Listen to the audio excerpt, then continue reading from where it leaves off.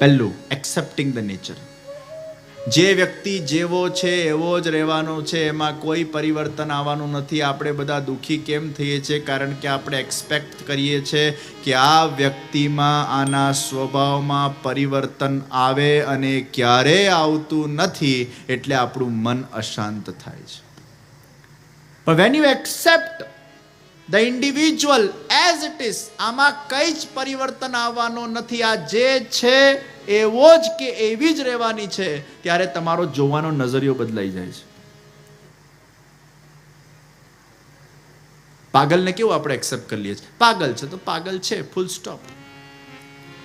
એમ તમારા ઘરે કદાચ ઘરવાળા ગુસ્સાવાળા હોય, 1-2 વાર, 5 વાર, 10 વાર ગુસ્સો કરે, પછી સ્વીકારી લો. તમે તમારા જાતને એવું નહીં કહો કે આ કેમ ગુસ્સો કરે છે, આ કેમ ગુસ્સો કરે છે, આ કેમ ગુસ્સો કરે છે. જેટલા પ્રશ્ન પૂછશો અશાંતિ વધશે. એના કરતાં તમારા જાતને કહો આ ગુસ્સાવાળો છે, ફૂલ સ્ટોપ, સ્વીકાર, એક્સેપ્ટ. અને એકવાર સ્વીકારી લીધું ને પછી પેલો ગુસ્સો કરશે ને તો આપણને બહુ મજા આવશે. કેવી સરસ એની આંખો છે, લાલ લાલ, વાહ, ગુસ્સા કરને કી ક્યા અદા હૈ, વાહ, ગુસ્સા ભી ऐसा होना चाहिए. એ ગુસ્સાને તમે એકવાર સ્વીકારી લો ને. દરેક વસ્તુને આ જીવનમાં પચાવવી પડે ભાઈ. એકવાર પચી જાય ને પછી રાહત થઈ જાય. ખાવાની વસ્તુ પણ પચી જાય પછી રાહત થાય, એમ વ્યક્તિનો સ્વભાવ પણ પચી જાય પછી રાહત થાય. પણ જો સ્વભાવનો અપચો કરશો ને તો પેલું નડ્યા કરશે, નડ્યા કરશે, નડ્યા કરશે. અને આ દુનિયામાં ઇનડાઇજેશન જેવો રોગ એ બીજો કોઈ રોગ નથી. પેટ બગડે તો આખું શરીર બગડે, એમ મન બગડે તો આખું જીવન બગડે.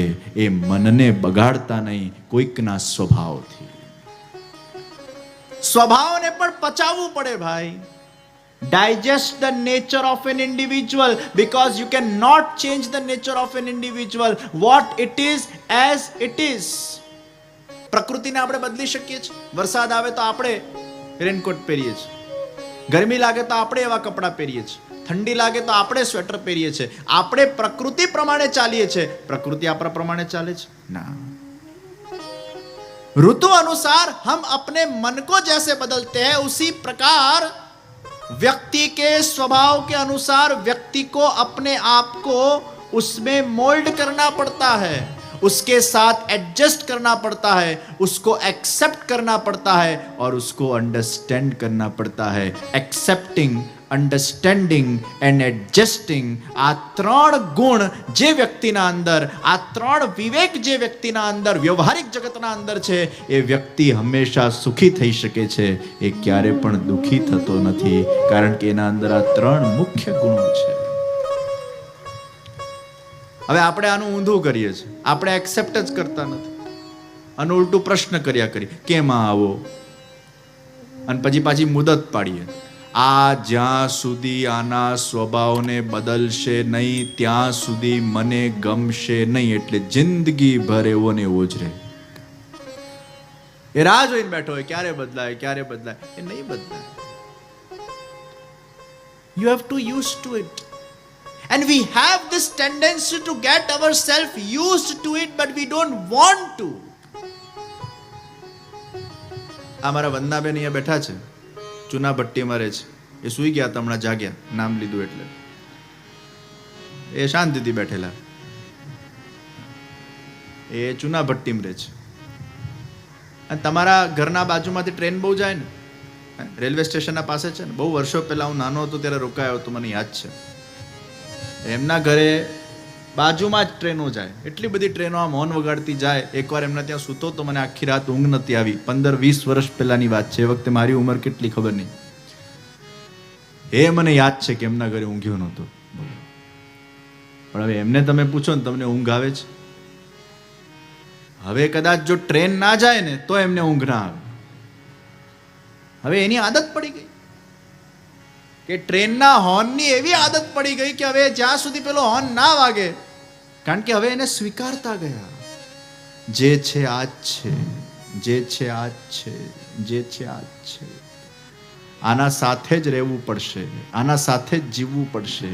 આ જ જીવન છે, અહીંયા જ જીવન છે. ઘર બદલાય એવી કોઈ સંભાવના નથી. Accept, adjust, understand.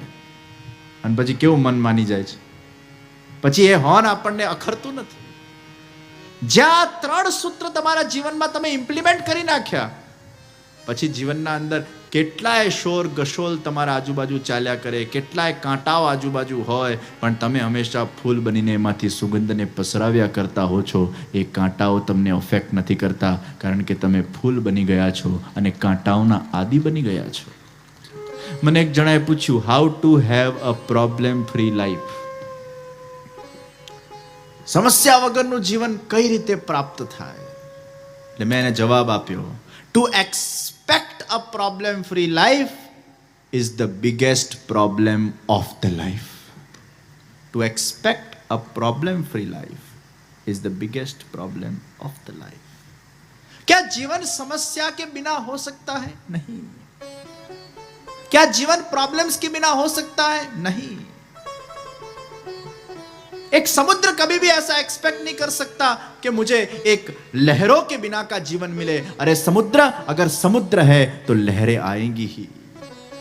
एक फूल कभी भी ऐसा एक्सपेक्ट नहीं कर सकता कि मुझे कांटे बिना का जीवन मिले. अगर तू फूल बना है तो कांटे तुझे मिलने ही वाले हैं. पतझड़ का भी कभी सामना करना पड़ता है. એ વાવાઝોડાનો એ સામનો કરવો પડે. એકવાર એક પેલા ઘાસના ફૂલને થયું, એ ઈંટોના વચ્ચે આમ દબાયેલું હતું, તો ઘાસના ફૂલને થયું કે કાશ હું ગુલાબનું ફૂલ બનતે, કાશ મેં ગુલાબ કા ફૂલ બનતા.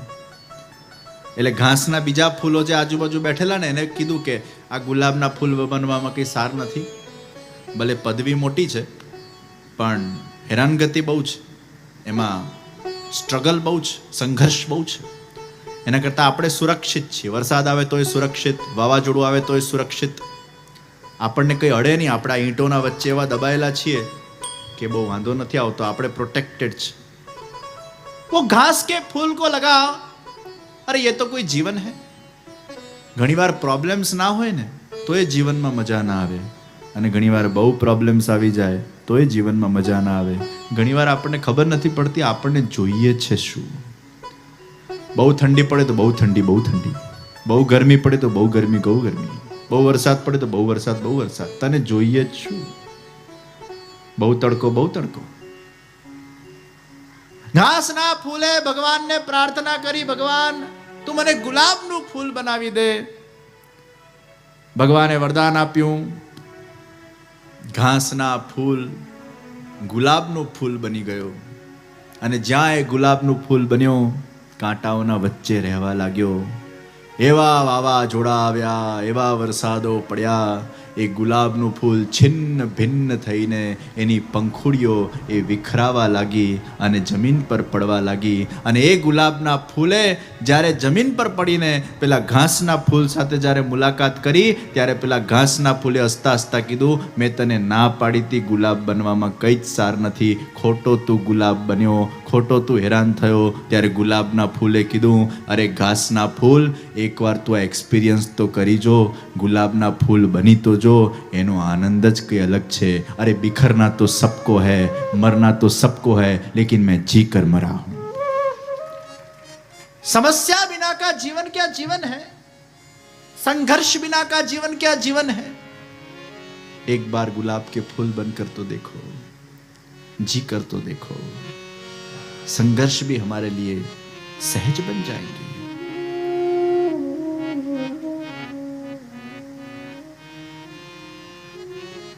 તો કોના જીવનમાં પ્રોબ્લેમો નથી ભાઈ? Expecting a problem free life is the biggest problem. We live with the problem. આ કેમ પ્રોબ્લેમ આવ્યો આ ક્વેશ્ચન જવા દો. આ છે, મારે આના સાથે જીવવાનું છે. ચેલેન્જીસ એ જીવનનો નિયમ છે. સમુદ્ર હશે ત્યાં લહેરો આવશે.